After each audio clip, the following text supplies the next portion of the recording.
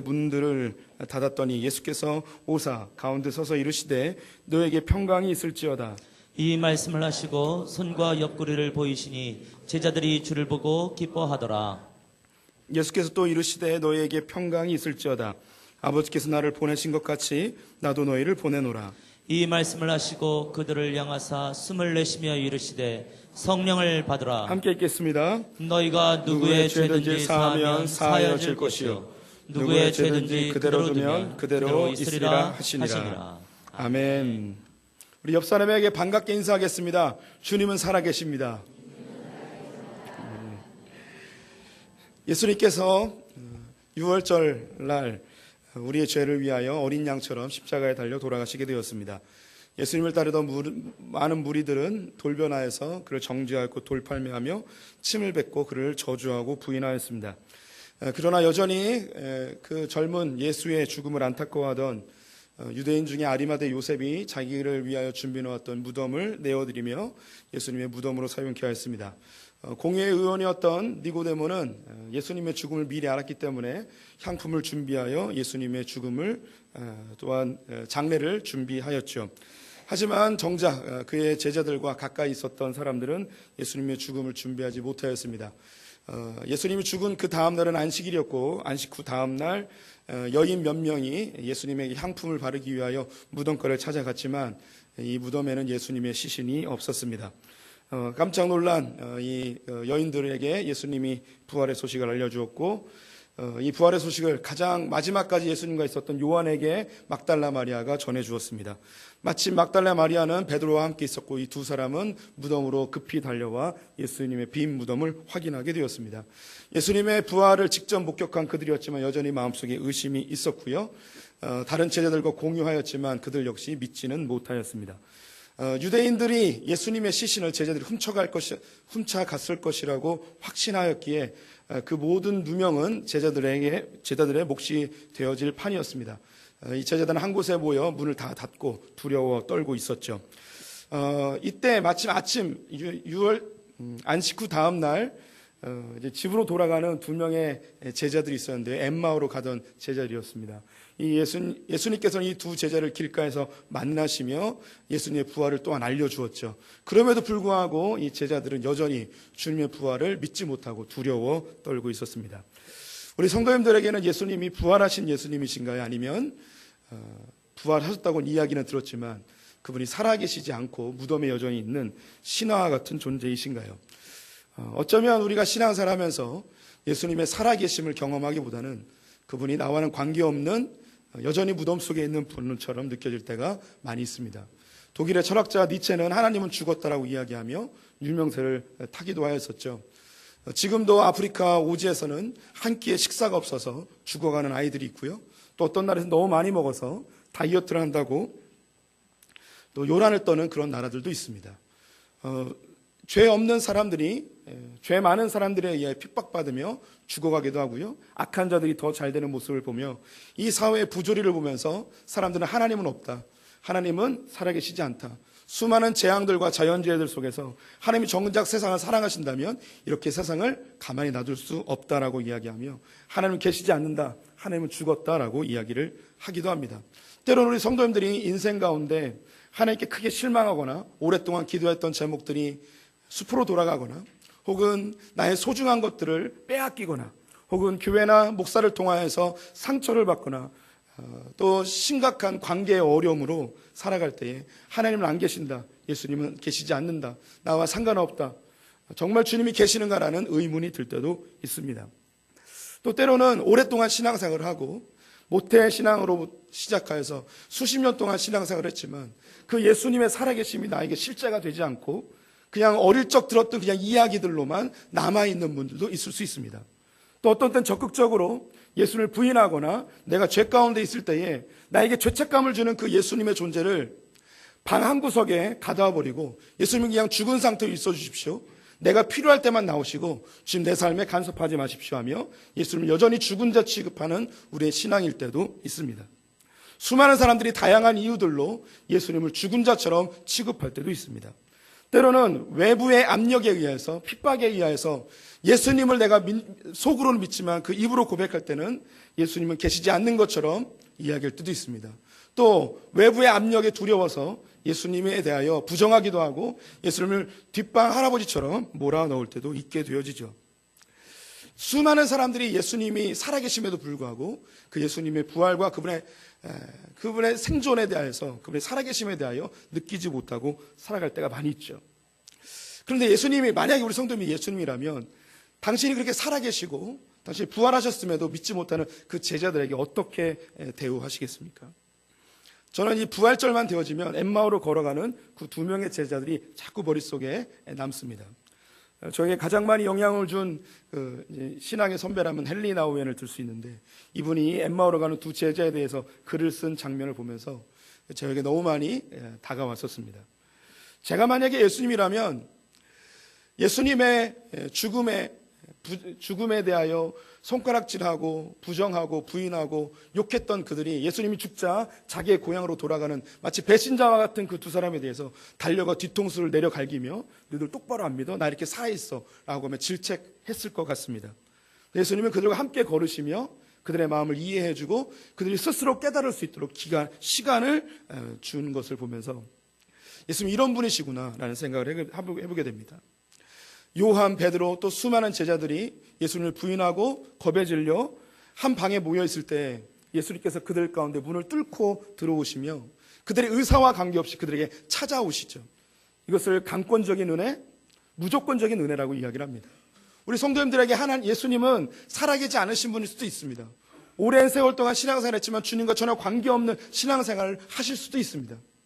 혹은 지금 상황에 의해서 주님을 부인하기도 하고 내가 반복적으로 짓는 죄 때문에 주님 앞에 내가 죄책감을 느끼기 싫어 주님을 멀리하기도 할 수도 있습니다. 다양한 이유로 주님은 우리에게 살아계시지 않는 분처럼 우리가 대우할 때도 있습니다. 주님 우리를 질책하지 않으십니다. 우리를 다그치거나 공포심이나 두려움으로 몰아넣으며 너희들 똑바로 안 믿을래? 라고 하며 우리를 괴롭히시는 분이 아니십니다. 그분이 그 제자들에게 무조건적으로 강권적으로 찾아오셔서 가장 먼저 해주셨던 이야기는 뭐냐면 평강이 너희에게 있을지어다 라고 합니다. 히브리 말로 샬롬입니다. 우리 성도님들의 삶 가운데 수많은 예수님에 대한 부정, 예수님의 존재에 대한 의심 이런 것들이 생길 수 있습니다. 그때 주님은 우리를 질책하지 않고 우리에게 다정하게 찾아오시며 샬롬 하십니다. 너에게 평강이 있었으면 좋겠다. 우리가 예수님께 붙들린 자이기 때문에 그 주님을 부인하고 주님을 거부할 때 우리 안에 있는 혼돈과 우리 안에 있는 갈등들 주님 더 잘 아십니다. 우리를 너무너무 사랑하시기 때문에 고민하고 예수님의 그 존재에 대하여 부인하는 우리에게 찾아오셔서 너에게 평강이 있을지어다라고 우리를 격려하시는, 위로하시는 주님이 오늘 본문에 등장합니다. 저에게도 주님을 부정하고 주님에 대하여 적극적으로 주님은 계시지 않아, 이 진리는 거짓이야, 주님은 존재하지 않는 신화야 라고까지 생각한 적이 있었습니다. 그때 주님께서는 저를 질책하거나 혼내지 않으시고 주님은 저에게 다정히 다가오셔서 주님의 살아계심을 저에게 직접 깨닫게 해주셨습니다. 그 주님의 살아계심을 깨달은 그 제자들이 주님의 부활의 모습을 보고 기뻐하게 되어집니다. 이것이 바로 우리가 드리는 예배의 모습입니다. 우리는 유대인이 지키는 그 안식일 날 예배를 드리지 않고 주님이 부활하신 날을 우리의 예배의 날짜로 정하여서 지금도 안식 후 첫날이니 주일날 예배를 드리고 있죠. 이 안식 후 첫날, 특별히 이 부활절에 하나님께 나와 함께 예배드리며 기뻐할 수 있는 자가 누구냐면 예수님의 부활을 믿는 자, 예수님의 살아계심을 실제로 경험한 자들만이 이 시간에 기쁨으로 예배를 드릴 수 있는 것이죠. 그래서 이 자리에 앉아있다고 모두가 주님께 상달되어지는 예배자들은 다 아닐 수 있습니다. 우리 안에 주님이 살아계시는가? 주님이 내 안에서 어떤 존재인가? 주님은 여전히 죽은 존재인가? 아니면 나에게 부활에 실제로 다가오신 살아계신 하나님의 아들이신가를 오늘 이 부활절 아침에 생각해 보셨으면 좋겠습니다. 예수님께서 그 제자들에게 나타나셔서 기뻐하는 그 제자들에게 하셨던 첫 번째 이야기가 뭐냐면 하나님께서 나를 보내신 것처럼 나도 너희를 보낸다라고 이야기합니다. 이 구절은 여러 가지로 해석할 수 있습니다. 하지만 그 방 한 구석에 두려워 떨고 있던 제자들에게 예수님이 자기에게 나타나면 분명히 훈계하고 채찍질할 그 예수님임에도 불구하고 그들을 품고 위로하며 그들을 격려하는 그 예수님을 보면서 그들이 가장 먼저 느꼈을 예수님의 이 명령의 느낌은 너희들에 대하여서 이해하지 못하고 너희를 정죄하고 판단하고 욕하고 너희를 심지어 죽이는 그 사람들에게 내가 행하였던 것처럼 너희도 똑같이 행하였으면 좋겠다. 하나님께서 나를 보내신 이유는 나를 죽이고 나를 핥히고 나를 상처 주고 나에게 모욕하는 그 사람들을 품고 내가 여전히 살아있음을 그들에게 입증시키기 위하여 내가 이곳에 왔는데 내가 너희를 동일하게 보내고 싶다. 이 일은 우리의 힘으로 되지 않습니다. 그래서 예수님께서 그들에게 숨을 내쉬며 성령을 받으라라고 말씀하십니다. 우리는 우리의 힘으로 우리에게 상처 주는 사람들, 우리를 공격하는 사람들, 또 우리를 해하는 사람들에 대하여서 용서할 수 있는 능력이 없습니다. 이해할 수가 없어요. 하나님께서는 아담을 만드시고 그 코에 생기를 불어넣으시며 생명이 되게 하였습니다. 이 생기가 루아흐라는 히브리어인데 이 성령과 똑같은 의미를 담고 있습니다. 그래서 이 첫 번째 아담이 생명이 되었어요. 하지만 범죄함으로 인해서 하나님께서 그 영을 거두어 가버리십니다. 그래서 육신이 되었어요. 이 인류는 그렇게 살아왔습니다. 하나님과 관계없이 주님을 찾지도 않고 주님을 깨달을 수 없는 존재로 그렇게 살아왔죠. 주님께서는 우리를 너무너무 사랑하시고 우리와 교제하고 싶으셔서 우리를 수없이 수백 번 더 죽임에도 마땅함에도 불구하고 자기의 독생자 예수 그리스도를 십자가에 못 박혀 죽게 하심으로 우리를 다시 품으시고 우리를 기다려주시고 우리의 은혜를 베푸셔서 결국은 하나님의 자녀로 만들어주셨습니다.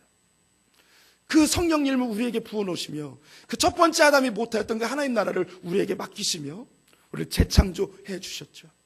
이제 그 예수 그리스도의 한없는 사랑을 경험한 우리는 성령으로 가득 차서 우리가 세상으로 나아가 주님이 하셨던 것처럼 동일하게 행해야 합니다. 그래서 23절 말씀이 이렇게 기록하고 있습니다. 너희가 누구의 죄든지 사하면 사하여질 것이요 누구의 죄든지 그대로 두면 그대로 있으리라. 우리에게 죄 사함을 할 수 있는 권세가 우리에게 생겼어요. 고해성사 이런 게 아닙니다. 우리는 수없는 상처와 아픔과 고통을 겪으며 살아갑니다. 예수님도 동일하게 겪으셨습니다. 그런데 그것이 그 예수님에게는 전혀 죄가 되지 않았습니다. 왜냐하면 주님께서 그들을 기다려주고 용납하고 성령의 능력으로 그들을 품어주었기 때문이죠. 우리가 이 죄를 그대로 놔두면 죄로 남아 있습니다. 이 죄가 우리를 죽이고 관계를 끊고 하나님께 나아가는 것마저도 걸림돌이 되게 합니다. 하지만 우리 안에 예수님께서 모범을 보이신 것처럼 나를 상하게 하고 상처 주고 나에게 아픔을 주는 그에게 이 죄를 사해버리면, 죄의 사들을 끊어버리면 더 이상 죄는 존재하지 않습니다. 그래서 예수님께서 완성해버리신 그 아름다운 하나님 나라가 우리 가운데도 일어나게 되어지죠. 로마서 8장 1절과 2절 말씀을 같이 읽어보길 원합니다. 함께 읽겠습니다. 그러므로 이제 그리스도 예수 안에 있는 자에게는 결코 정죄함이 없나니 이는 그리스도 예수 안에 있는 생명의 성령의 법이 죄와 사망의 법에서 너를 해방하였습니다. 아멘. 오늘 주일 아침에도 어쩌면 우리는 죄와 사망의 법으로 사람들을 난도질하며 사람을 심판하여 마치 자기가 하나님이 된 것처럼 선과 악을 구분하며 누군가를 죽이고 온 사람이 있을 수도 있습니다. 하지만 지난 한 주간 동안 또 누군가를 난도질하며 선과 악을 구분하여 우리가 스스로 하나님 되어서 심판자의 위치에 서서 난도질하며 그를 죄 있다고 정죄하고 온 사람도 있을 수 있습니다. 주님께서 우리에게 이야기하십니다. 내가 너희를 기다린 것처럼 너희도 그렇게 기다려주지 않겠니? 내가 너희를 용서해 준 것처럼 그들도 그렇게 용서해 주지 않겠니? 너희들이 나에게 했던 그 모든 행위를 나는 더 이상 죄로 여기지 않겠노라. 동일하게 주님 우리에게 요구하십니다. 우리의 가족, 배우자, 자녀, 나 이웃, 내 주변에 있는 사람들이 너에게 했던 그 욕과 모든 수모와 너에게 주었던 상처와 아픔에 대하여 더 이상 죄로 여기지 않았으면 좋겠다. 너희 힘으로는 되지 않겠지만 성령의 능력으로 이것을 능히 감당할 수 있다고 이야기하십니다. 우리는 작은 예수들입니다. 예수님께서 죄의 사슬을 끊으셨듯이 우리도 죄의 사슬을 끊을 수 있다고 말씀하셨습니다.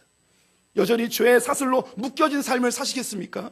아니면 주님이 다 해방시켰던 그 놀라운 생명의 자유를 느끼시며 신앙생활을 하시겠습니까? 예수 그리스도가 살아계신 분들은 이 자유를 느낄 수 있습니다. 오늘 이 부활절 아침에 살아계신 주님으로 인하여서 죄의 사슬로부터 해방되시는 분들 되시기를 축원드립니다. 기도하겠습니다. 하나님 아버지, 우린 스스로 하나님 되어져서 나에게 상처 주고 아픔 주는 모든 사람을 정죄하며 판단하며 죄를 간직하고 살아갈 때가 수없이 많이 있습니다.